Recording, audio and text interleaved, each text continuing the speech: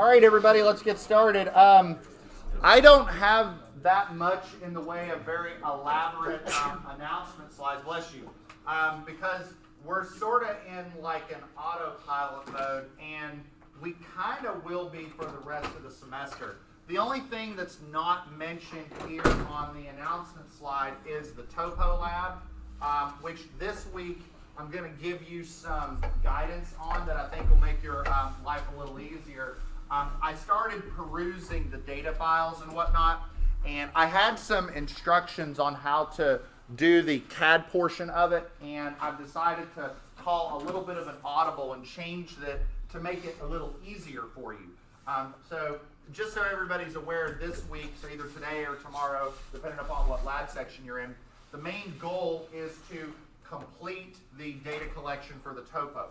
Now, a piece of advice would be that if you can, to process the Excel portion of your data this week. So I would handle that. Is that me? Wow. He sketched me and his neck just like my head. I couldn't help. So I didn't pose. Like, sorry. What's that? That's up to him.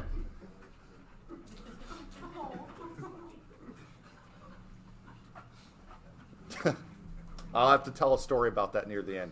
Remind me. Okay, so the other thing I'll mention, though, is beyond that's on the slide, is that the Topo Lab is due on the Friday before Thanksgiving break. I'm going to make it due Friday at 1 p.m. On that Friday, but I'm going to open the link for the Topo Lab probably like today or tomorrow. So after you collect the data, you could do it. The other thing that I did, and I did this the other night, is this was I think Monday night, is I took a sample topo data file and I just sort of did a quote unquote live stream and did the lab, like went through and did the lab. I didn't do all of it because some of it I think you all need to do yourself, but the purpose of it was to clarify if you have any glitches or issues with AutoCAD. That was there to kind of help you out, but I was able to do it in about an hour. I was going a little fast with some things though, so I wouldn't mention that. So it would probably take you a little bit longer, but I think it's something that if you sat down and did it like one afternoon or one evening, you could probably knock it out. Any questions on logistics and whatnot? Okay.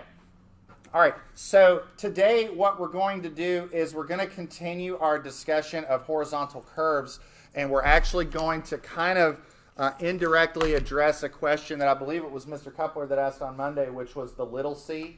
If you remember, he asked what was the little c. I think we're going to talk about that today. But just to recap and make sure that everybody's kind of on the same page, this is what we talked about last time, and we went through and discussed sort of the motivation. We said, okay, we've got route-based projects like roads and highways and whatnot, and so if we look at it from a plan view, a profile view, and a section view, what we're interested, at least in right now, so this week is sort of focused on the plan view, so we're trying to create a smooth path along the route, and so what that means is that we take our straight line segments and we install a curve. Now, in this course, we're not going to be designing the curve per se. In this course, we're given the necessary data for the curve in order to stake it out. Okay. Now, last time we started talking about horizontal curves, and we said, okay, we've got two classes. We've got circular curves and spiral curves. We're focusing on circular curves in here. And then circular curves can be broken down into simple curves, which is just like a single circular arc, and then maybe like compound or reverse curves, which are just a bunch of simple arcs. So if you understand a simple circular horizontal curve, then you understand pretty much everything that you need with circular curves in general. And then we spent the rest of the time introducing the notation. And so we do use a pretty standardized notation for circular curves. So the PC, the PI, the PT are the point of curvature, the point of intersection, and the point of tangency, the tangency. So the point of intersection is usually what you start with when you have two straight line segments intersecting. That's where they intersect. And then the PC and the PT are where the curve begins and ends, respectively, along the path in question. The curve is defined by an intersection angle, typically an intersection angle at a radius. Now we've got a couple of other data points we're going to mention, like the degree of the curve. So the degree of the curve is how much of the curve subtends a 100-foot arc. In highway land, we use a 100-foot arc. In railway land, they use a 100-foot chord. Okay, so we're not going to use a 100-foot chord in our calculations in here. I just mentioned that. But then the other distance parameters, like the radius, the tangent, the length of the curve, LC. Remember, there's a difference between L and LC. L is the length along the path, and LC is the straight line distance from PC to PT. So again, which distance is bigger, L or LC? L, every time. The length of the curve is bigger than LC. And then E and M are the distance from the PI to the curve, or from the curve to the LC, that shortest distance. Okay? And what we did last time is we went through a bunch of geometry just to make sure that we had derived some basic expressions for like how to compute the radius given the degree of curvature, how to compute the length given the radius and the intersection angle and all of that. I went through those formulas in some detail. I didn't go too heavy because, I think this is just basic geometry. But the other thing I gave everybody was one of these. This is a printout directly out of the NCAAS FE reference manual. So when you take the FE exam, let me pause. Everybody know what I'm talking about when I say FE? Is there anybody who doesn't know what I'm talking about when I say the FE? Don't hesitate. Anybody not know? Just to be clear, so the FE exam is the first step towards obtaining your professional engineer's license. It's sort of like getting a driver's license. You take your learner's permit exam, and then you take your driver's license exam. The FE is the learner's permit exam for engineers, and you take that around your senior year. When you take that, you get a standardized PDF that's searchable throughout the exam, and it will contain this data. So I snipped out the pages that were related to horizontal and vertical curves, and I gave that to you. And I said last time, and I'll say it again, you will have those pages on the exam. I will still let you make a formula sheet, but I want you to have these available as well, because I want you to get used to it, because you're going to see it, okay? Sound good? Okay, so what we're going to be talking about today is staking out curves in the field. Our jobs as land surveyors is, given the data for a given curve, we need to locate that curve in the field. So we need to stake it out. The math is very basic, and so this is going to affect how we do the horizontal curve lab. So for the entirety of the semester, what we've been doing is, for the most part, what we've been doing is we've been going out to the field, collecting some data, and then coming back into the classroom and doing some calculations, right? That's kind of been the pattern. For curve lab, it's going to be the opposite. What's going to happen is I'm going to give you some data. You're going to do your calculations first, then go out in the field and stake it out, okay? And so you'll kind of get the idea of how that works after this lecture today. So just to be clear, there are sort of two primary means to stake out a curve. The first would be to use like GPS or coordinates or something like that. But that's usually only done if you have GPS equipment, usually like onboarded onto your construction equipment and whatnot. The more traditional approach is to use deflection angles and chord lengths. And I do still think that this method is, not only is it tried and true, but it's the most universal. You can sort of apply it anywhere. You know, if you've got tree cover, you know, issues with visibility, you might have issues with GPS reaching satellites and whatnot. I mean, if you have a base station, that helps and whatnot.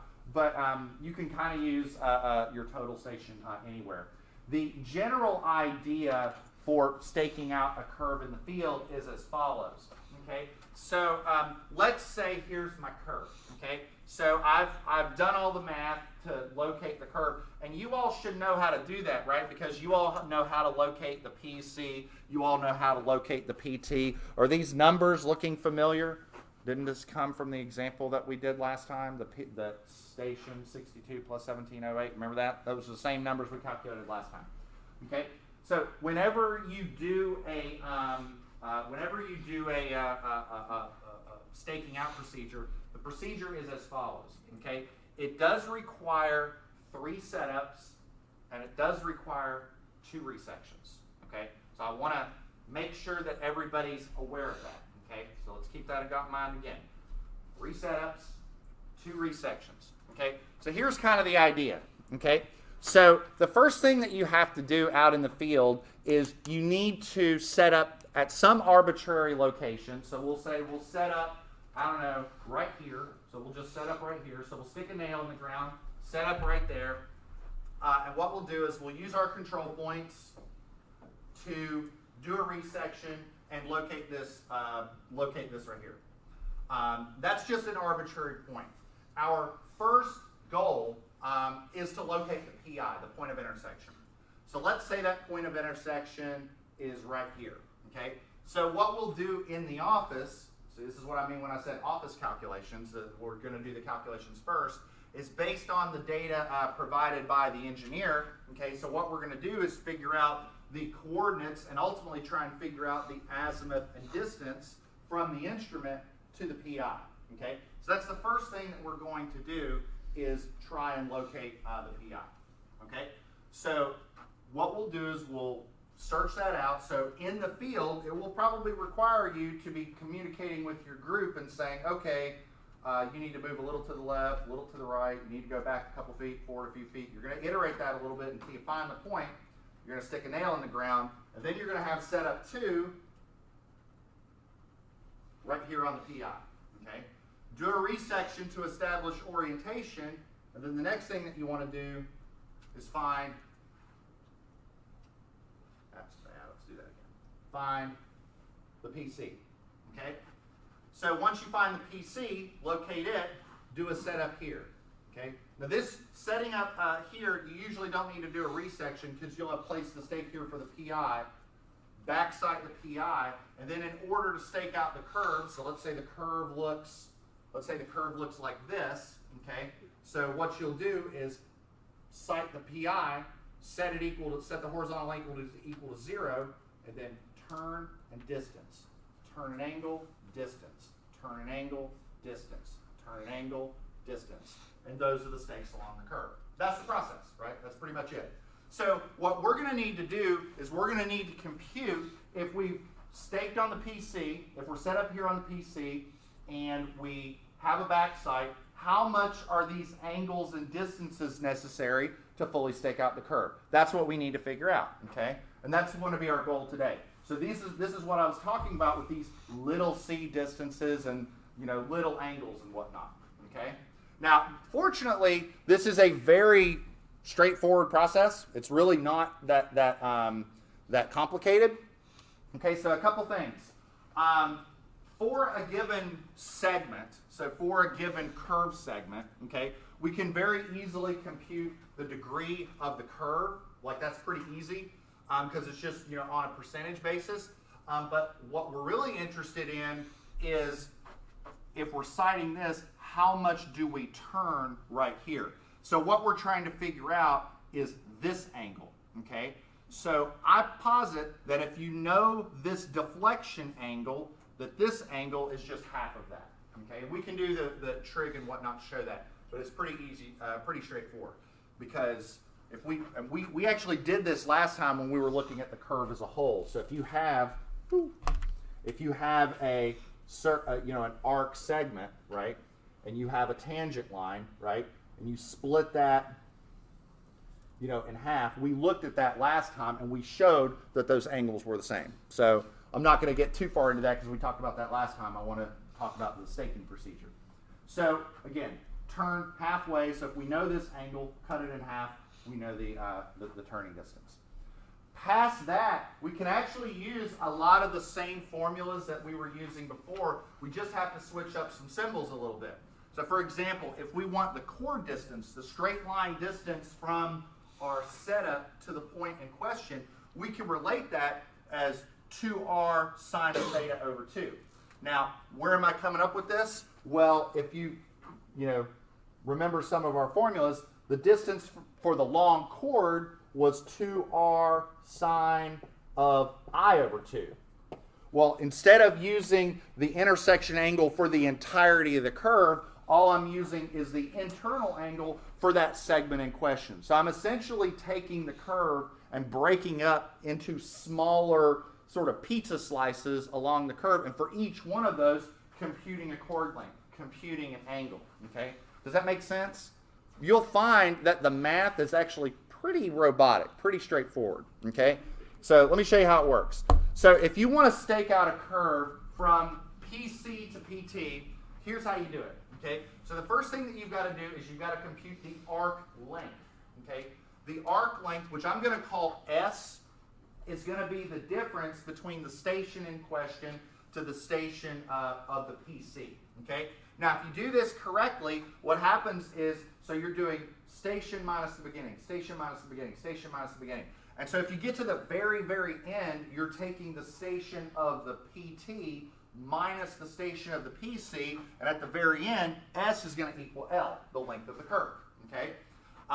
Then what you're going to do is you're going to compute the angle inside each curve, and all we're doing is S equals R theta. That's all we're doing, just for a circular segment, S equals R theta, but then we're adjusting 180 over pi so that it turns radians into degrees. Okay. And so for each of those segments, we're going to compute a little theta, and then when it's all said and done, at the very end, that the last, at the PT, the theta is going to equal I, the intersection angle. Okay? And then if we've got the internal angle, we've got the arc length, we can compute the chord length and the deflection angle really, really easily. And again, if you do this correctly, at the very end, C is going to equal LC. Okay? Does that make sense? Let's go through an example. Okay, so what I'm going to do is, this is the data from the example Monday. Okay, so if you remember the example on Monday, I gave you, I think it was a radius, an I angle, and the station of, I believe, the PI, and I said calculate a bunch of stuff, and we calculated a bunch of stuff. I think we might have skipped computing LC, but we can go through it if you would like. The calculation for LC is pretty straightforward. It's just 2r sine of I over 2. So if you take twice that times the sine of half of that, you'll get that number. So you can always check that. But we've also been given the station for the PC and the station for the PT. And what we're going to do is we're going to stake it out. Now, one thing I do want to mention, okay, so let's read the problem description, okay? So based on the horizontal curve from example 1, it says compute the deflection angles and total chords to lay out the curve, and here's the key word, at full stations. Does everybody see that? At full stations. So what that means is that, let me sort of erase this just to kind of make the point. So what we're going to be doing is, you know, the orientation of the curve doesn't really matter for this. So this is going to be station 62 plus 17.08, and that's the PC, right? So what it's saying is we need to place a stake at 63.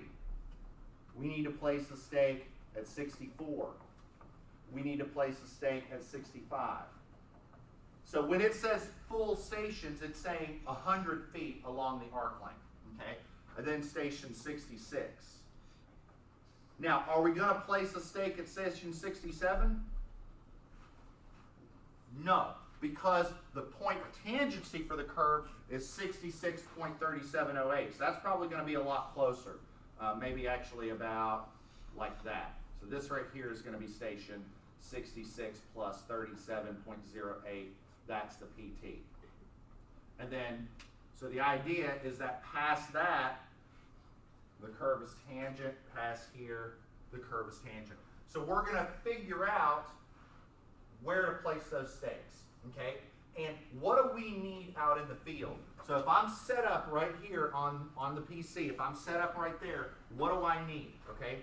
I sight the back sight, set my horizontal angle to 0, and so like if I wanted to stake this one, what do I need? I need the distance shot, and I need the angle, right? Distance shot, angle, distance shot, angle, distance shot, angle. That's what I need. So that's what we're going to do. Okay. Now, this is a very tabular computation. So if you notice here on the next slide, I've got a table, and I've put this here in the notebook. So we're going to go through and use this. This is really simple. Okay. So what we're going to do is move this down here. All right. So let's get my pen activated. So we're going to start out at station 62, and I'm going to place a note that that's the PC, okay? Then we're going to go to station 63, station 64, station 65, station 66, and then we're going to go to station 66 plus 37.08, and that is the PT, okay? So I see a few of you jotting this down, and I just sort of barreled into this, so I'll give you a few minutes. Does everybody have one of these, by the way?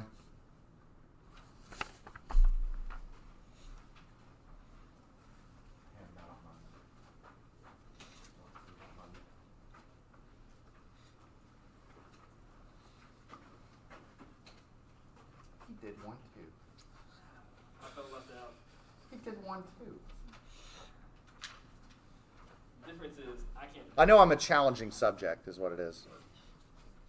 All right. I'll tell you the funny story. So, I'm not mentioning any names, but there was a professor who must have, a colleague of mine, who must have been having an absent-minded day, and he walked up, he said, "Oh, I didn't realize you had a beard."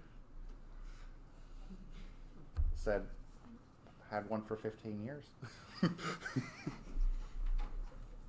I got a laugh out of that one. Okay. He's a nice guy, though. But, okay.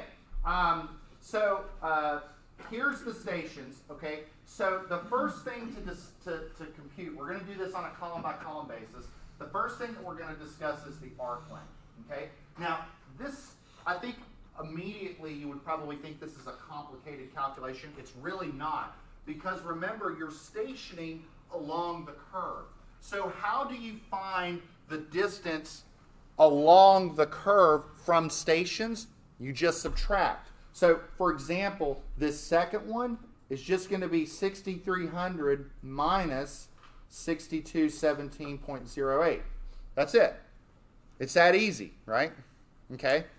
So, I know everybody brought their Casio FX115ES Plus or similar scientific calculator, including all these people in the front row. So what do we get for this value here? And I'm skipping this first row. You'll kind of see why. So 82.92. Do I have a second on that? Okay. Now watch this.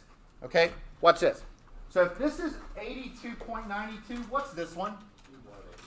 182.92, 282.92, 382.92. So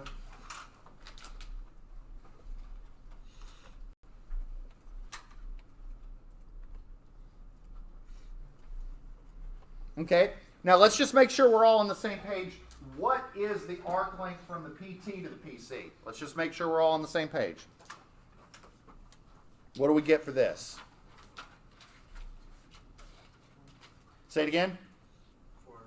420. So this is 420, but this value is L, right? And if you do this right, it should be, right? Because the length of the curve along the curve, that's L, right? Now, so why did I skip this one? What is this? Zero, right? So to be honest, I'm actually just going to do this. Like, we don't actually need that first row at all, because, like, if we're already set up right here, do we need to stake out that point? No, we don't, right? We're there, right? But we do need to figure out our turned angles, okay? So how do we compute this column?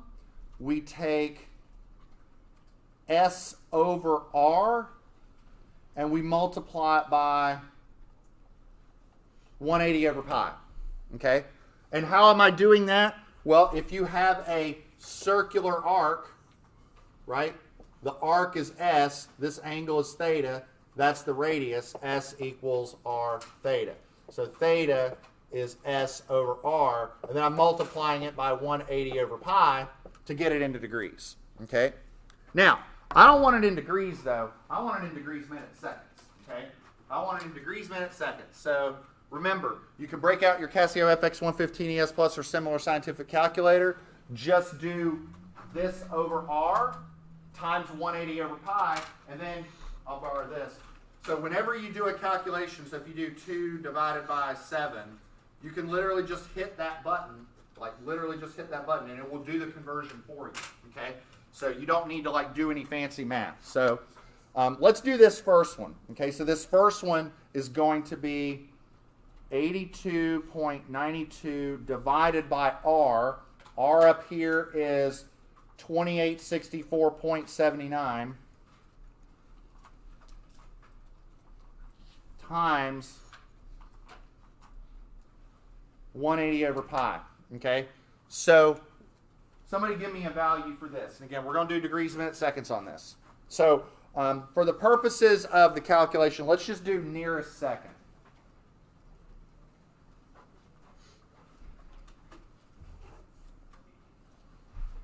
1 degree, 39 minutes, and 30 seconds.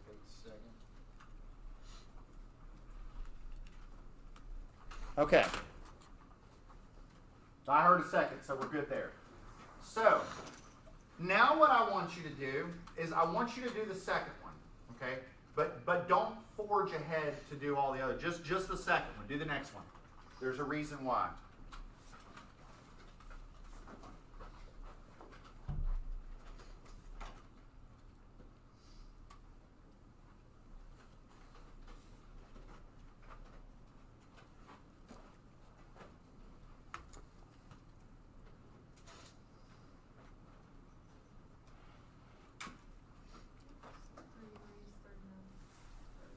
$339.30.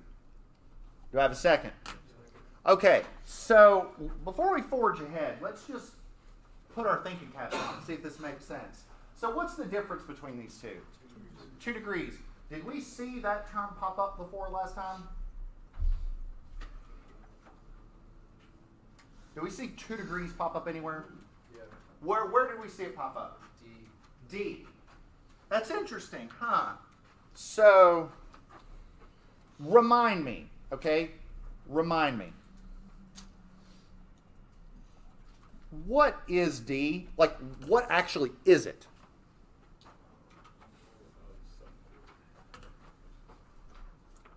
So, D is the angle subtended by a 100-foot arc. That's what D is, right? So look what's going on between these two stations. Between these two stations, what is the arc length between these two stations?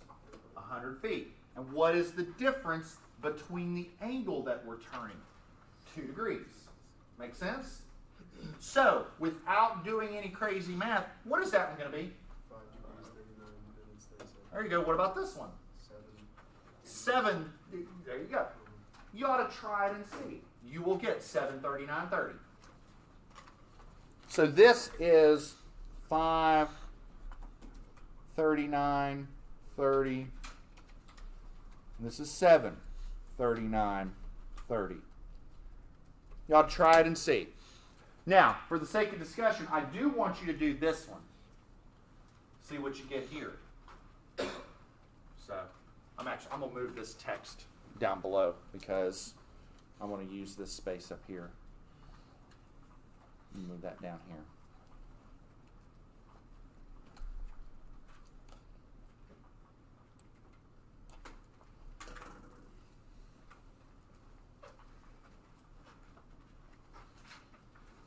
And this one's not going to be like 9:39 because the distance isn't 100. So, say it again. It's I, because what you should get is 8:24:0. You should get I.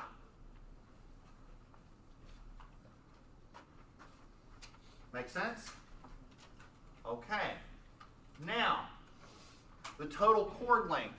So what we're doing with the total chord length is we're using this formula, but all we're doing is we're saying, instead of the total chord length, I just want the chord length of that segment.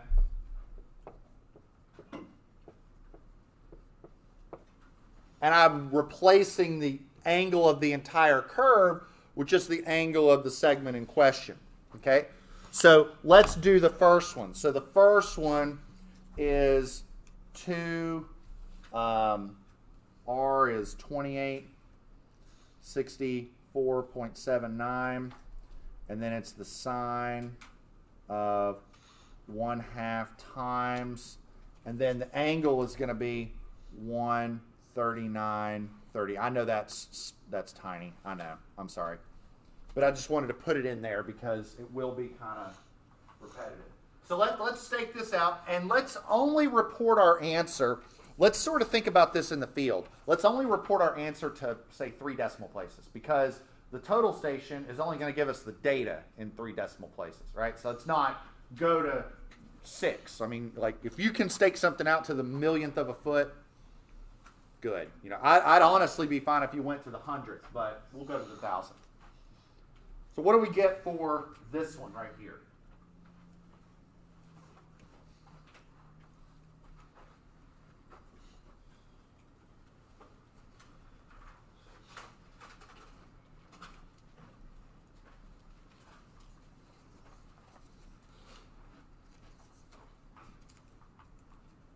Everybody got an answer? 82.91. Well, let's do that. Let's leave it at 2. Let's do that. Let's leave it at 2. Actually, let's do that. Okay, so 82.91. I got a second, right? So let's give me the other ones, okay? So they should have a regular interval, but they're not going to be like 100 feet or 2 degrees, because we're going from an arc length to a straight segment. So it's going to, like, they'll be regularly spaced, but the distance is going to be a little messier. So what about for this next one? 182.89 or 88 or 89? 89. Okay, because 886. All right. 885. Okay. We'll go 89. Okay. What about the next one?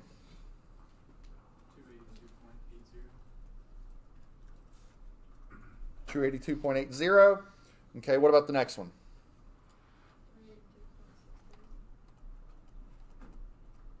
Okay, and the last one.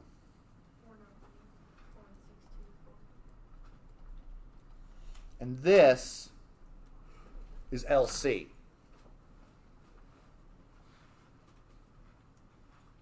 So this column from the total station, this is how far you're walking out, how far you're walking out, how far you're walking out, okay? That's how far you're walking out. But if you're using the total station, you need a distance, but you also need an angle, okay? And how do we get the angle? The angle is really easy. From the PI, we need this column, so let me put this right here. So this is C is 2R sine theta over 2. And then this, we need the deflection angle, but it's just half that. So all we've got to do is take half of this, half of this, half of this, half of this, half of this. I can do that one in my head. This one at the bottom, this is 412. What about the rest? So let me see. I think I might be able to do this one in my head. So I don't know. Maybe not. I'll tell you one thing I will be able to do in my head. Do the first one. Let's do this one. What's this first one right here?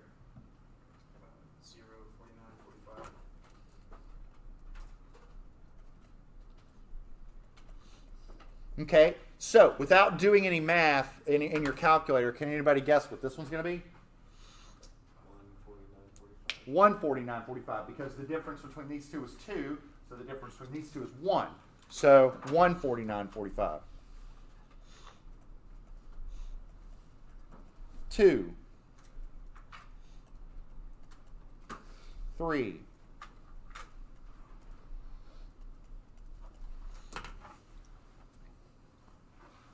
'What do you think? That's pretty easy, right? Now, a couple other things worth mentioning.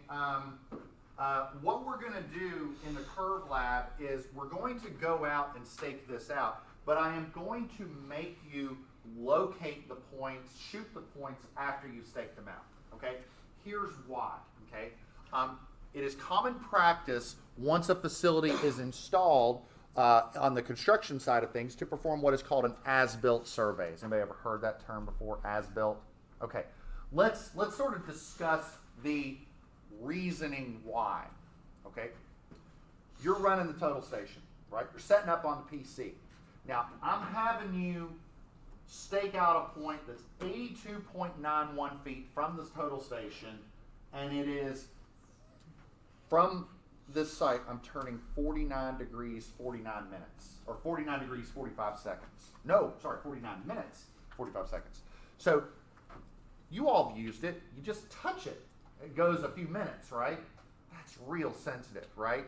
So you're going to be close, right? But you're probably not going to be perfect, right? There is going to be a difference between what you compute as the coordinates of this point versus what you actually stake, right? So in your logbook, what you're going to do is you're going to calculate what are the chord distances, what are the angles for each of these points, and then you're going to stake it out and then actually locate them. So there's going to be differences between your calculated coordinates and your field stakes. Okay, they're going to be a little different. Okay, and so what we're going to do for the curve lab is we're going to go to Buskirk Field, and I've got 6 curves that we're all going to stake out. Okay. Now, they're not going to be 100-foot arcs. I think we're going to go with or 100-foot segments. I think we're going to go with 25-foot segments. But we're going to all do it together, okay? It's going to be a lot of fun. So, but that's not this week. That's next week. This week, we got topo to finish. Am I right? Yeah. So, I hope everybody bundled up. But hopefully you've got most of your data done. What we're going to talk about in lab this week, and I want to talk about a couple audibles that I called to make the CAD process a little easier. And with that, I will see you all in lab. So you get 15 minutes of your life back.